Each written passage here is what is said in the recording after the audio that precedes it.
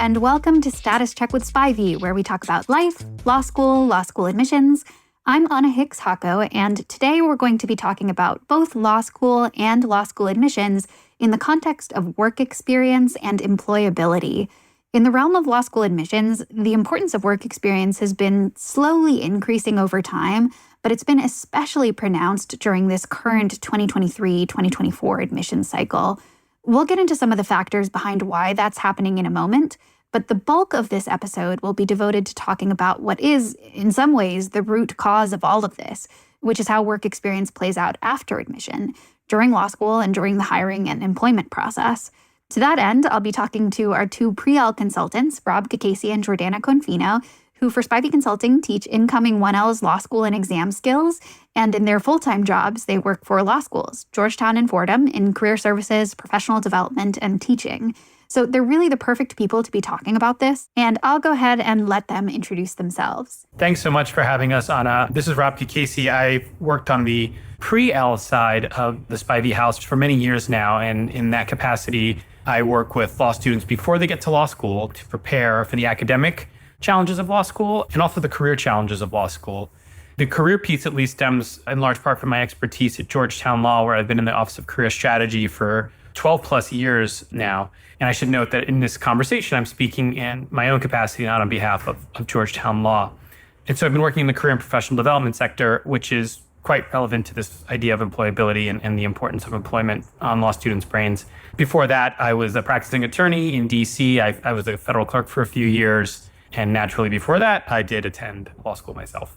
I'll kick it over to Jordana to give a little bit of her background. Awesome. Thank you, Rob, and thank you, Anna, for having us on. I'm so excited to be with you. I work with Rob on the pre-L coaching, so focusing on academic prep, and then also on our 1L success coaching, so supporting 1Ls in their first semester with time management and maintaining their well-being as they navigate the first semester. And this work really grows out of the work that I've been doing at Fordham Law School for a long time. So I'm currently a professor at Fordham Law School where I teach positive lawyering, which is a course on positive psychology for law students. So how can you harness those insights from the science of positive psychology to achieve maximum satisfaction, but also sustainable success in your lives and work? And I also teach a course on peer mentoring and leadership. Previously, for a number of years, I served as the Assistant Dean of Professionalism at Fordham, where I oversaw our full student professional identity formation curriculum, both on the academic and the co-curricular side. And that was really focused on helping our students develop all of the social, emotional, cultural skills that they need in order to really excel in their legal careers that are not taught in the traditional doctrinal or technical legal skills courses. So again, very relevant to what we'll be talking about today in terms of employability. Before that, I went to Yale Law School. I clerked in the Southern District in the Second Circuit, and I was back on my way to big law when I decided to make a pivot and really focus on supporting law students in legal education. Wonderful. Thank you both. You both bring such an important perspective to the discussion that we're about to have from actually being inside of law schools. At Spivey Consulting and in the spaces that we live talking to applicants, we are so focused on admissions. It was funny at our annual retreat, in our in-person gathering this past week where you all did a presentation, we had our new data person who'd never attended one of these before, who's relatively new to Spivey Consulting, he attended. And something that he said that struck me as kind of funny, but so true, he was like, there are all these people in this room. I had no idea that people cared so much about admissions. You've just been talking about admissions for hours and hours and caring so much about this very specific field of law school admissions. So it's so easy to be focused on that admissions side. But the other side of things, when applicants actually get into law school and then are looking for employment, more so is the point of all of this. So I'm very glad that we're going to have you both here today to talk to us about not just the admissions side of employability and work experience and the importance of work experience, but also the side of, okay, how does that actually play out once students are in law school and then seeking jobs as attorneys? So thank you both for being here. Really excited to talk to you about this. And thank you both for presenting at our retreat last week. Yeah, happy to do it, Anna. Thank you. And at the risk of ping-ponging our listeners, because I do want to talk about what happens once you get to law school and the employability piece, Maybe we could flip back and start, though, with a conversation from the retreat that I think was interesting for me and Jordana about how this is being thought about on the admissions side, but the lens we don't often see once we're at law school and working with students. So there's some interesting conversations about the sort of rising prevalence of the issue of employability in the admissions side. Maybe you can give us a little more background on that. Yeah, absolutely. I mean, this is something that I've been thinking about for a very long time, and especially this cycle when it does seem like things have been changing in a sort of pronounced way. But far before this cycle, I think there has been an increasing focus on employment from numerous angles, one of which is applicants themselves. So I think in a lot of ways, this discussion starts with the Great Recession and then the law school transparency movement. So prior to the Great Recession and prior to this sort of period where law school graduates were having a lot more difficulty than they previously had actually getting jobs as attorneys because of the economy and because of the market, there actually was not great standardized data about employment outcomes from law schools, which is something that applicants might take for granted to some extent today, and something that I think is incredibly important and such an improvement in how applicants are able to assess their different choices and which law schools they want to go to. Nowadays, you have reports to the ABA, which are standardized. Every single law school has to report what are their overall employment outcomes for every given year, how many of their graduates are going into various different sectors and, law firms, government, public interest, that sort of thing. And that is such a great resource for applicants. But prior to the Great Recession and prior to the sort of movement toward that level of transparency, law schools did not have to report that data. Many law schools were not reporting that data in a standardized way. Rob and Jordana, I'm actually interested in your perspectives from the law school side of this. Is this something that is very much on your radars at the time or not really on your radars because you were doing other things? I'm curious your thoughts on this. When I think about the timeline, Anna, I was in law school at the time. I mean, my bar trip was August, September of 2008, and it was this just horror show on the news of one institution after another failing.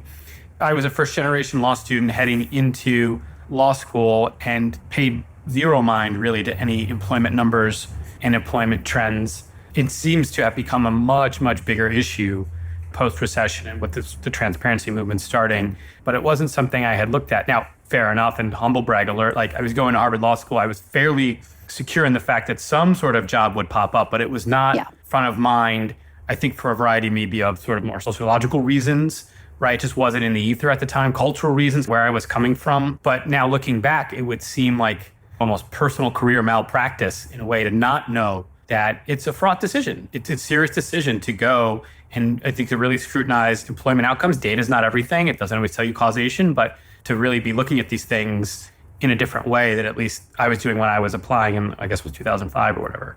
It's interesting because on the one hand, I would say we absolutely do take it for granted that these things are available. And when I say we, I think I'm thinking of me because it seems so obvious as someone who's been working in a law school, there's so much focus on gathering this data and tracking students down to make sure that we can collect it and make it available. But on the student side, from so many students that I've worked with, honestly, over the past 10 years across a wide range of law schools, I don't really know how much a lot of them are actually looking at these. I feel like there's still this assumption, well, if you go to law school, of course there will be a job available. And I think I've come across a lot of surprised and dismayed students when maybe the jobs that they thought would just inevitably be available by virtue of getting into law school weren't at the specific time that they were applying. And I think that's where you get distinction from medical schools, right? Because right now, there's so many law schools that if you apply to enough law schools, you will get into a law school, but that doesn't necessarily mean that you're going to be able to get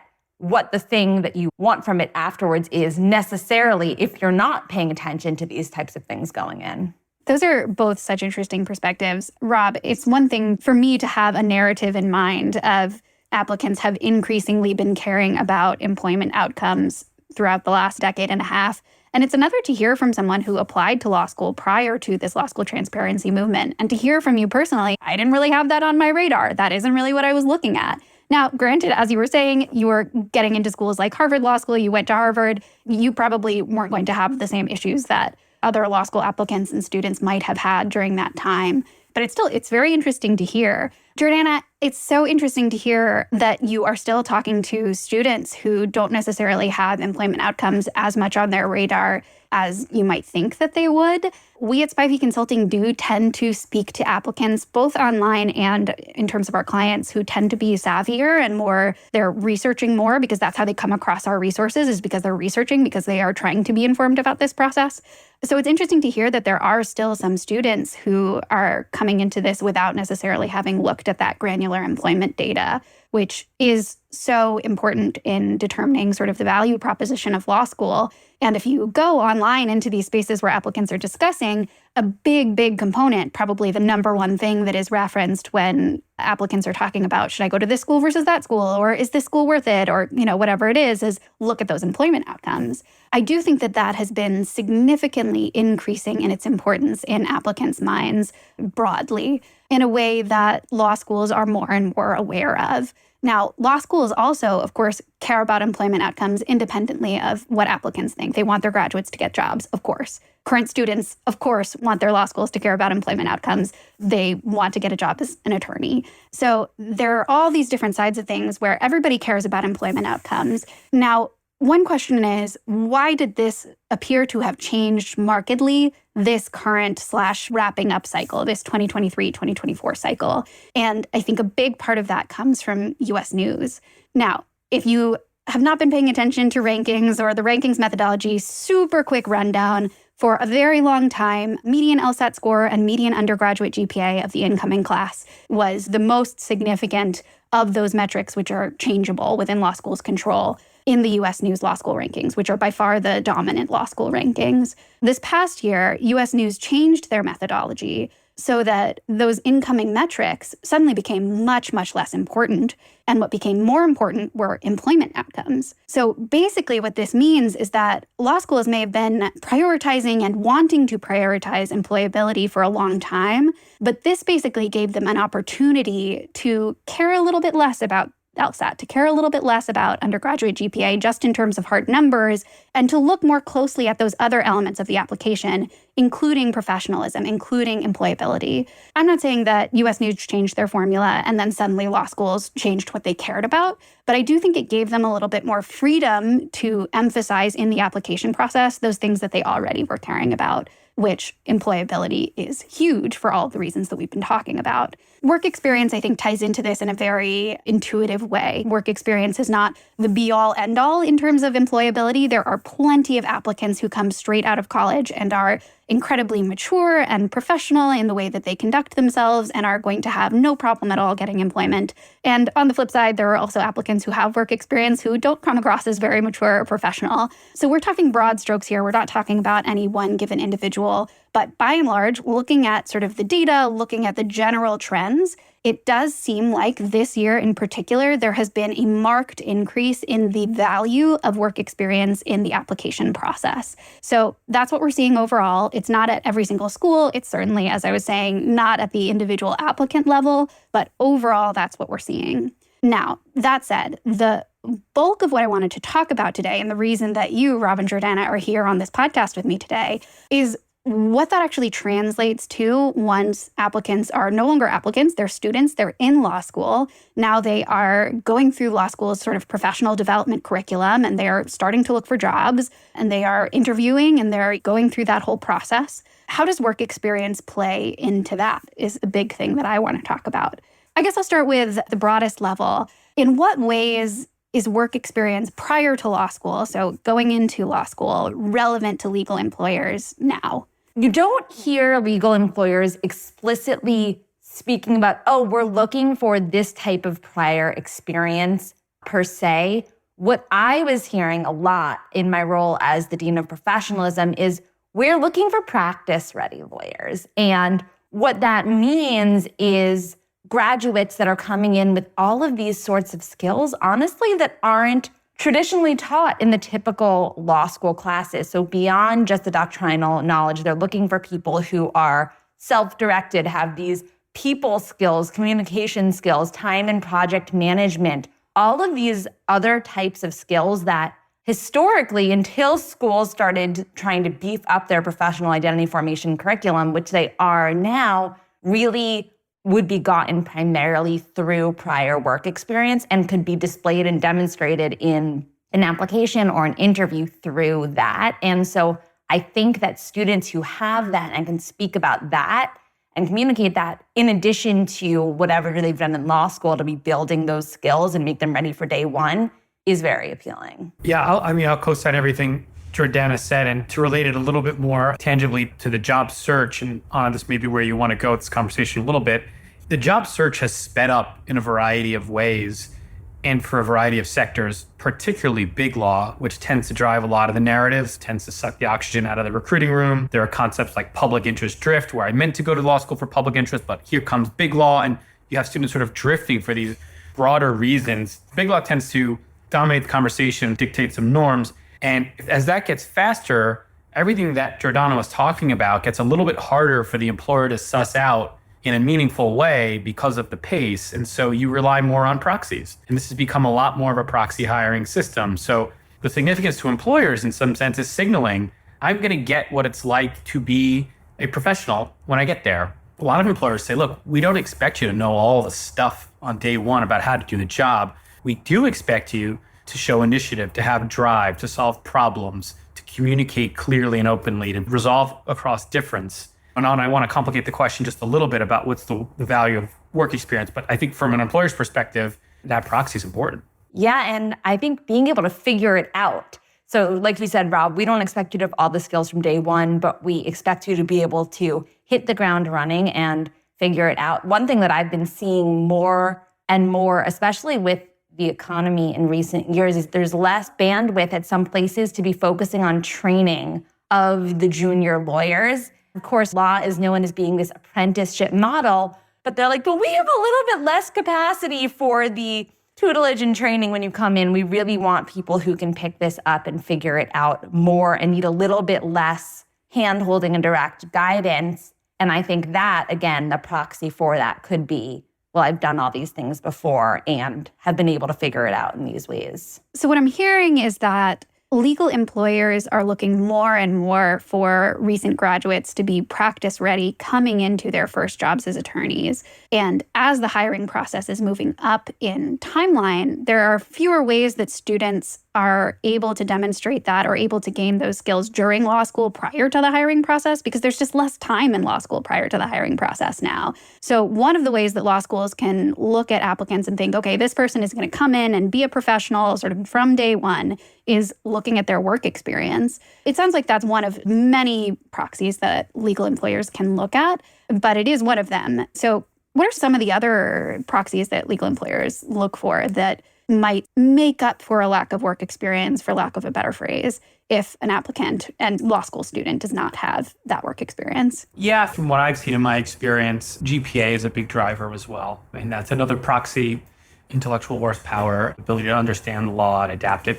Even if it's you've worked with something somewhat arcane, rule against perpetuities and property, but you picked it up and you understood it and you can apply it to maybe a more modern setting, or just learn a doctrine as complicated in a more modern setting. I would say adjacent, though, to employment history, though not the same, is a quality I call commercial intelligence, which is, do I understand the business of the employer I'm trying to work with?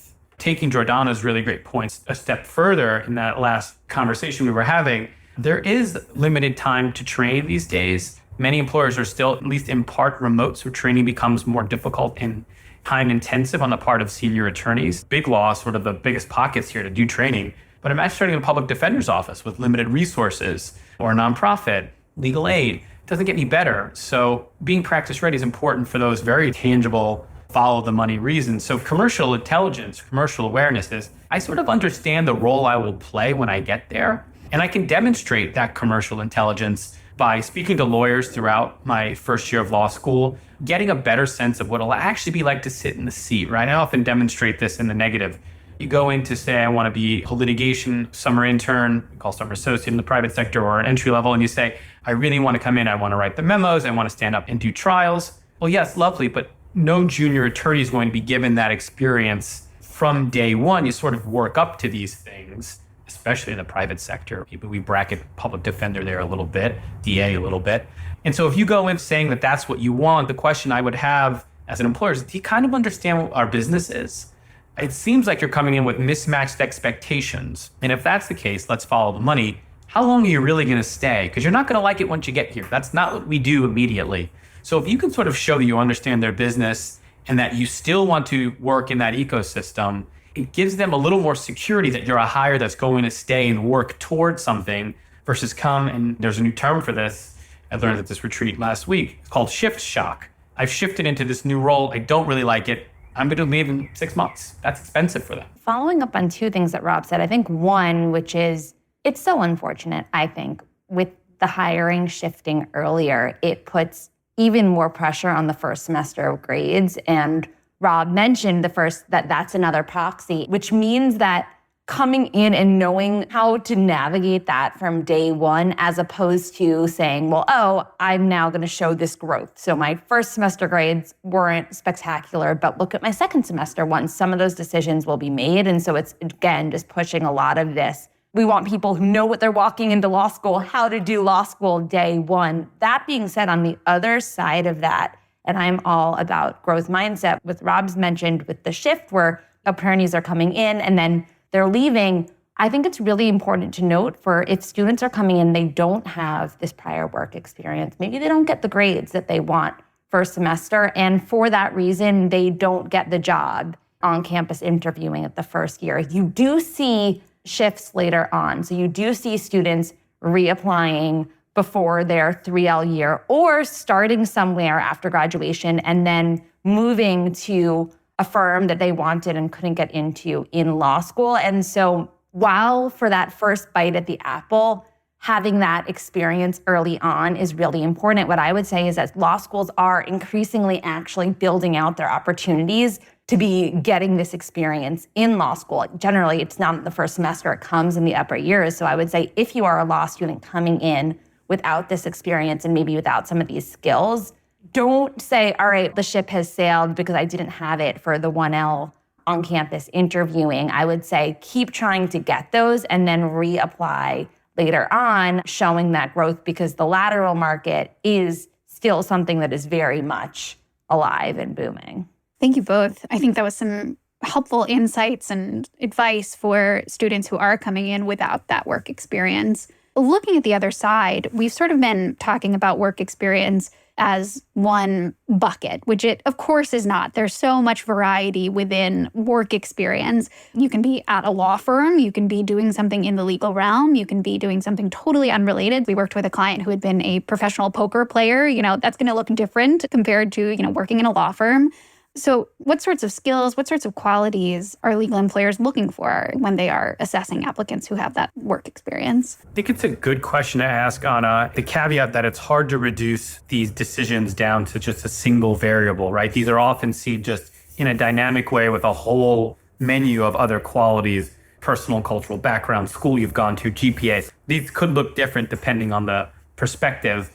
One of the sort of overriding things I see most employers looking for, type of employer is also a variable here, but most employers looking for is some type of job that had a service orientation to it. That is to say that you worked for an internal or an external client in a service capacity, and client could be broadly understood, right? Like I love working with Teach for America folks. What's harder than getting up there every day and bringing the best version of yourself, explaining challenging subjects to the student body that maybe not always in a position to hear it or hears it differently, and just, wrestle with limited resources to exist as a colleague to other challenged teachers.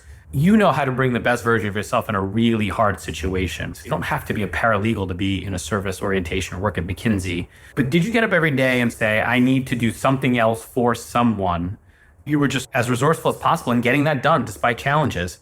So it's wonderful if you worked at a very lofty think tank and you wrote white papers that are relevant to some of the theory of law. But frankly, all that stuff's going to maybe come out in the wash because everyone else is going to get really good at analyzing the law their first year of law school, second year of law school, third year of law school too. Some of those lessons you brought in about service orientation, I think, are maybe more significant. I think a lot of the people call them soft skills, but I like to call them superpower skills. Great growth mindset, adaptability, being able to communicate across differences, again, going back to time and the project management, working on teams, all of these types of things that, again, are not really taught too much in law school. And I think that being able to speak to the actual experience and demonstrating these skills through stories, but also in clauses on your resume, I think that's really helpful more than just the job title itself. I also think that to the extent that you did something that gave you a clear why on what you want and being able to speak to that. So I got this experience and felt like this one thing was really right for me, or this thing was totally wrong and led me into this different direction, as opposed to,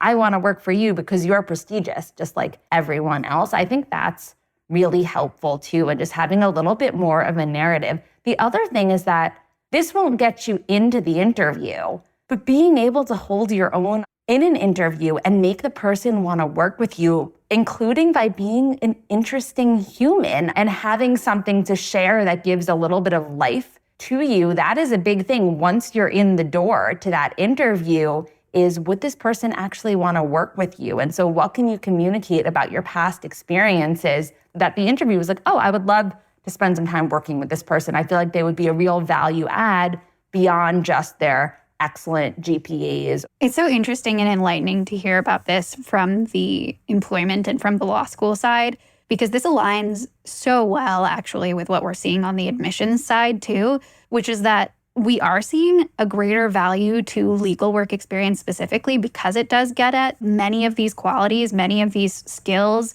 And it also gets to the why law. So you were talking about why are they interested in this specific type of employer. At the admissions side of things, to the extent that applicants' work experience contributes meaningfully to their answer to the question, why law, and their ability to speak about that with clarity, that has been a huge part of all of this. Now, that said, it is not limited only to legal work experience. Lots of other types of work experience can give you these same skills, can highlight these same qualities in ways that can be hugely beneficial in the admissions process, and it sounds like in the legal hiring process also. Yeah, that actually makes me think. Your first question, Anna, which was about like, how is this impacting students, whether they have this prior work experience, given where my passion lies really with mental health and well-being, my mind immediately went to, oh gosh, the ones who have work experience first, in general, of course, they are so much better situated in terms of having some perspective, being able to maintain a little bit of balance throughout law school rather than just driving themselves into the ground. And I say this as someone who was K through JD, had zero perspective, had zero balance. I was a professional student and I came in basically being like, my job here is to get the best grades possible because that's what professional students do. And also with an eye towards checking boxes without fully understanding why I wanted to check those boxes and which of the various boxes that could be checked in order to make me appealing to employers were actually right for me and which of the employers were right for me. I think there are absolutely students who come straight through from undergrad to law school having thought through those things and having a really reasoned kind of values, strengths, interest-based idea of what they want to be doing with their law degree. But I think that it is much harder to figure those things out without having some experience out there in the world first. And so I think that regardless of what the work experience is, it will probably have taught you something about yourself and what you like and what you're good at and what you want more of and what you want less of and what's important to you and all of that. You'll still be susceptible to the shift that Rob mentioned in terms of the pressures that pull you towards different things, but you'll just have a little bit more anchoring and insights coming in that I think that will make you better at doing a lot of things and also make you gravitate towards things that will be a better fit for you. The first question that you put to us on was like, why do employers care about this? And I wanted to complicate the question a little bit. I think students should care about this as much. And for many of the reasons Jordana was articulating, there's just a way in which I think you can set yourself up for success, gird yourself against the challenges of law school, which are significant if you've had some work experience, because it's such a different academic experience. You're kind of leaning on a lot of grit and resilience that I think you build in a work setting typically. And then also you just have a sense of what the professional world could look like, might look like. So you end up asking networking questions that are a little bit more insightful. They're sort of just showing in some of these informal scenarios, which are still a really important part of the recruiting process, that you can suss out more what you're getting into. It's as important, I think, for a lot of students as well on its own, never mind the credentialing value. Yeah, that's a great point, and certainly a good point on the wellness and balance side of all of this. And yes, I would echo at Jordana. I also went straight from undergrad, was also professional student mode. So zero judgment to anyone applying straight out of undergrad. And what I would say is, if you are applying straight out of undergrad and you get into a school that you really want to go to, excellent. But before you hit the ground running, pause to do some pretty basic, but also really illuminating and interesting, I would imagine, though I'm obsessed with this stuff, so I'm biased, just introspection into like what you like, what you care about, thinking back on the different experiences that you have had, even if you haven't been working professionally, because you can pull a lot of information out of yourself about what you might really enjoy or not. And oh my gosh, I knew so little about what practicing law in different types of ways actually meant. And you really don't learn that in law school, at least before you may have started charting your path in a very specific direction without understanding why. And so if you are going straight through, no problem. Just, I think, be intentional and self-directed about doing some of this work and thought beforehand, both because it'll make you happier in whatever career you go into, but also it'll enable you to craft this narrative that I think will actually make you a lot more appealing to the employers that you end up applying to as well. Clarity of purpose is something that we've talked about in various ways throughout this conversation. And I think you can get a lot of that just from introspecting, regardless of work experience or no work experience. Totally agree. I want to carry the conversation back just a step or two to a point that Anna was making and Jordana made too, really about coming in K through JD. And I don't want anyone else out there to hear us to say that you can't be successful or you will be less than. There are ways to sort of navigate the world in both scenarios, coming with work experience and coming without work experience. It's just things to be mindful for, I think is what we're trying to highlight. Having said all of that, long preface to the question, I'm curious on if you know or have seen, let's say someone is not coming into the admissions picture with work experience on the resume. Are schools doing anything to try to assess employability or assess that out in some meaningful way? Yeah, absolutely. I think law school admissions offices are always assessing employability for all applicants. And there are so many ways to signal employability and professionalism that are not just, hey, look at my resume, I have X many years of work experience. I think I conflated a little bit employability and professionalism. They very much go hand in hand. I think conveying extreme professionalism in every part of your application and in every interaction with a law school. So not just within your application form and your essays, but when you reach out to a law school with a question, when a law school asks you a question and maybe reaches out to you, how are you responding to that email? Are you responding relatively quickly? Do you give it a few days and then you only get back to them a while later? When you talk to them about making an appointment or setting an interview, do you use time zones? Do you have your phone number in your email signature so that they can reach out to you? I'm naming really small things, little things, because it is in so many ways a collection of feathers on the scale that end up contributing to an overall impression of your employability and of your professionalism. Even just going so far, if you're applying straight out of undergrad, of thinking intentionally about employability and about professionalism and about maturity in every component of your law school application as you put it together is going to help you. Just thinking about that and making sure that you are intentional about it. And then the other big thing is going back to clarity of purpose. So having a really strong and clear answer that you can articulate well about why you want to go to law school and what you want to do with your law degree. It doesn't have to be super specific. You don't have to say, I want to work in this place, in this specific sector directly after law school. But generally, what do you want to do with your law degree? Having a clear answer to those questions is a huge part of conveying that employability. Yeah, and then this probably, hopefully goes without saying, but continue that once you get into law school in every single communication, formal and informal, that you have with not only prospective employers, but everyone out there in the profession, because networking, how you're presenting yourself on LinkedIn and online, all of these things can help you or prevent you from getting a job. And so always just wearing that air of professionalism. I think that's actually a great place to end because it applies to applicants, it applies to students, it applies whether you have work experience or don't have work experience. That professionalism element in every tiny little detail is so, so important. Any last pieces of advice for our listeners that we can end on? I would say sort of picking up there, like take that notion of professionalism seriously. I kind of got on a soapbox about service orientation before. Another idea related is this idea of becoming a professional. What does that mean? And I'll say 2005, after a little bit of time between undergrad and law school, I didn't think much about that. I did think that I'm becoming a professional and entering a world with its own kind of norms and codes and ethical system. And I'm here to help people. I just sort of said, oh, here's more school and I'm pretty good at school. I should do that. But the notion of professional identity formation is one that's very big in our profession right now. And how does it look to wear that? And how do I want to wear that? I think those are worth reflection. For further reflection, I think, Anna, going back to what you were saying about honing in on your purpose, I think focusing on the why. So why do you want the things that you want? And then how can you communicate that to them? And how can you communicate to them that you're ready for that? So whether you have tons of experience or not, really understanding what you want and why, and then what you have to bring that will make you good for that, and being able to demonstrate that to them. I think it'll help you point yourself in a direction that'll actually feel good and that you'll actually be good at. And also it'll position you to make the very best case for why you deserve to be there and why they would be lucky to have you. I think that's a great place to end. Thank you both so much for offering your perspectives here. I appreciate your time, and I think it'll be really helpful for our listeners. Thanks, Anna. Thank you so much for having us, Anna.